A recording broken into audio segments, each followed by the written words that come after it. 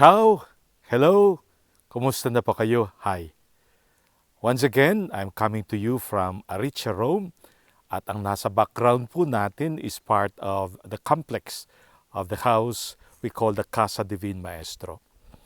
I decided to bring you out today because someone said that there is so much that nature teaches us. And I believe more so as we celebrate the greatest feast of the church, which we call Easter.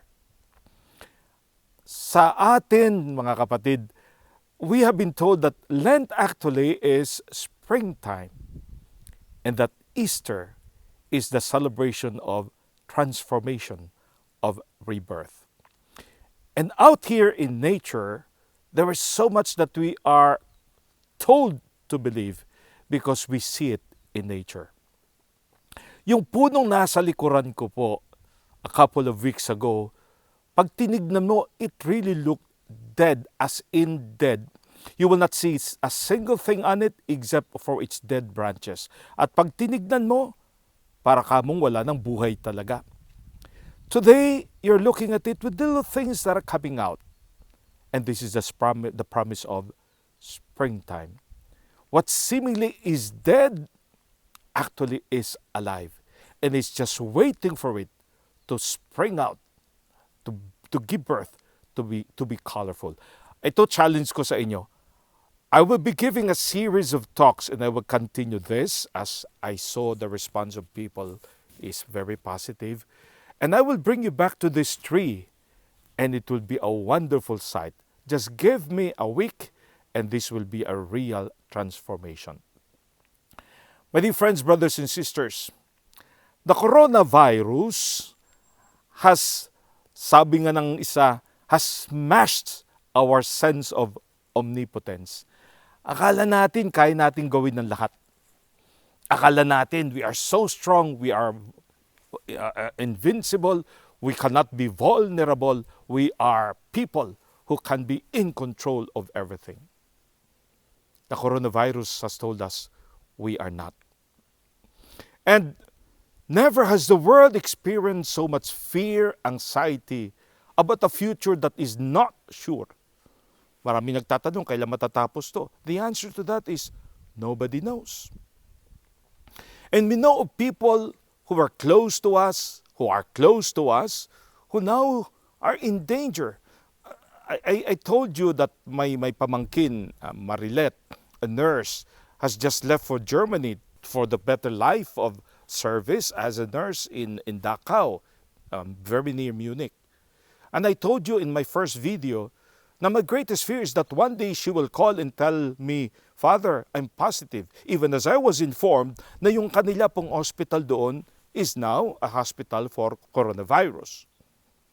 My dear friends, she called up yesterday to tell me she's positive. The fear, the anxiety of the whole family for her, especially that she is not with us. There is so much that this world is telling us today. The world that we are now.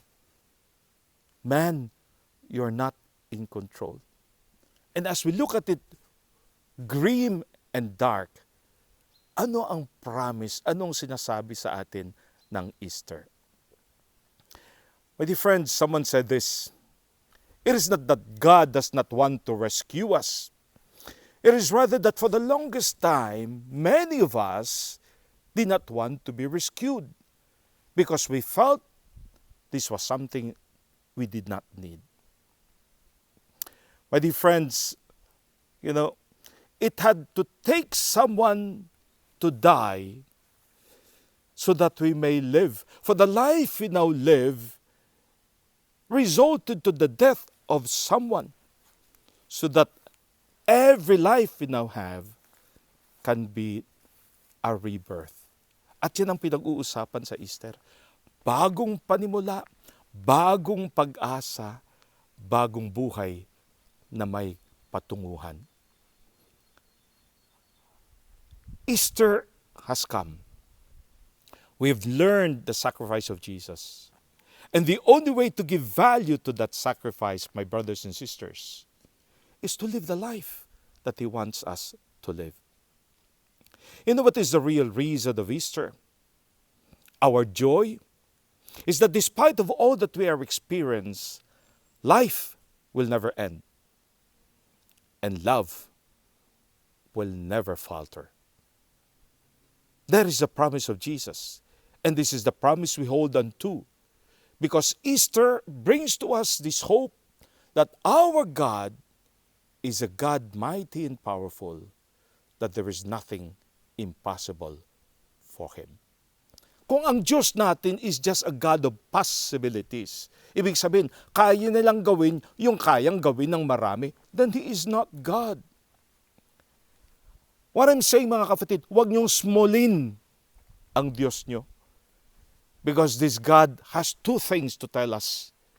Not only that He is powerful, but that He loves us so.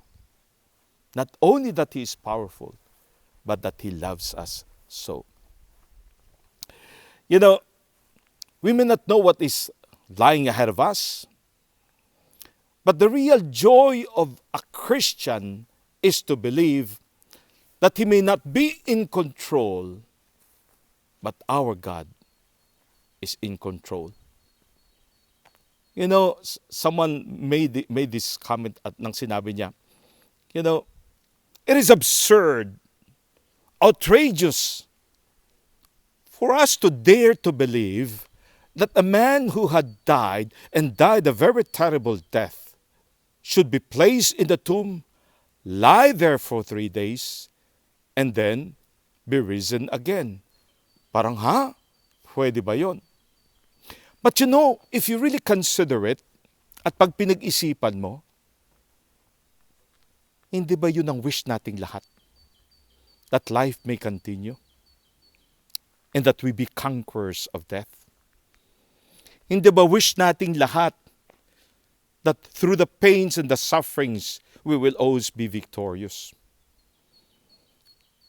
Our brothers and sisters, you know what is the beautiful thing about this? Not only that, we think it should be nice, but this is exactly what God planned for us. Ito yung plano niya. His Son took the first steps to that road of freedom and new life. He asked us to follow. And a true Christian believes, he precedes us into this. The true Christian believes that our God will lead us to real victory. Today, we are out in nature. And nature tells us about springtime. That there will be moments when seemingly things are dark. There will come a time when the whole world will burst out in color and tell us, life can be new. Life can begin again. Mga kapatid, there will be moments in our lives when seemingly as we look at the road ahead of us, it seems that it is a dead end. Tinitignan mo, walang patunguhan to. The Lord is telling us, push on. Just go ahead. For what you see as a dead end is actually a bend. May likuan pala doon sa dulo. And many times, our faith is the only thing we can hold onto. Because this God is a God who will accompany us up to the very end. Remember, even for him, for the apostles, seemingly, his death was the end of everything that he promised. Pero ito masabi ko sa inyo. Someone said this, and this is beautiful. Did you ever ask why the Lord decided to just be buried in a borrowed tomb? Why did he want just a borrowed tomb? Somebody said, kasi nga naman, hihiramin niyang lang naman. Hihiramin niya just for the weekend. Because he knew the tomb is going to be temporary. For what is the story's end is the tomb that is empty. The resurrection is not about snatching people out of the tomb. Hindi yun ang plano niya eh. It is not a question of bringing us to life just like that and then bringing us to heaven. Hindi. He wanted us to live a new life and make that life begin here on earth, of a kingdom filled with people whose lives are different because they are living the lives of the Son of God. The Easter will not be of anything at all if the change does not happen. And the change will have to be this. Can you be a caring person? Can you reach out to someone in need? Can you not just think of yourselves? Can you be sensitive to the needs of others? We are people of the light. We cannot be people anymore of the dark. For Jesus has shattered that darkness. Our biggest problem is, sabi nga nila, we can understand that children are afraid of the dark. But it would be a tragedy if the adults are afraid of the light. We are meant to be people of the resurrection. We are meant to be people of the light. We are meant to be people of Easter. My dear friends, anong request natin kay Lord these days? That sana as He came out of the tomb, no? And the stone was broken, removed from the tomb, na tayo din kasabay niya. We will remove everything that has entombed us for the longest time. Our pride, our sense of being powerful, our self-interest. Yung iniisip mo lamang sarili mo at hindi mo maisip yung iba. Yung sense of power. You know, sabi nga nila, what has coronavirus done? Coronavirus has smashed every demarcation, division, line, classification that the world has placed when it comes to nation, to race, to power, and even to technology. Walang hinirespeto itong virus na to. May the Lord bring us out of our tombs into the new light of a new rebirth, the rebirth of those who live the lives of the children of God. Our dear Pope John Paul II tells us, do not abandon yourselves to despair. We are the Easter people, and hallelujah is our song. That's a beautiful one. Kung kayo po'y natutuwa and have been touched by the many things that we have shared, may request po ako sa inyo. And this is something that you can begin. Diyan po sa button sa baba. Please push subscribe so that you'll be informed of anything new that we will come up with. And I would be trying very hard kasi I'll be honest with you, wala ho, sa compound po namin ito, si Father Mario ay nag-iisa na hindi Italiano. I'm the only one who is not Italian. At ang aking po mga kasama ay so much older than I am. Ako ho yung talent na nakikita ninyo. Ako rin din ho yung technician. Ako din ho yung nagdi-direct. Ako din ho nag-iisip at nag-aayos ng lahat. Pasensya na po. Wala tayong magagawa. We just have to do what we can. And then in the end, that is exactly what the Lord is asking of us. Kung may magawa ka to make people's lives a better life, do it. And then with that, you will shine as part of the Easter people. My dear friends, there is a song I am living attached to this. Hindi ko alam kung sino ang gumawa. It definitely must be a ministry, a Christian ministry. And I would like to recognize what they did. But I would like you to enjoy this song. Ako, sinayawan ko tong kantang to, ha? Sinayawan ko because it's a beautiful song.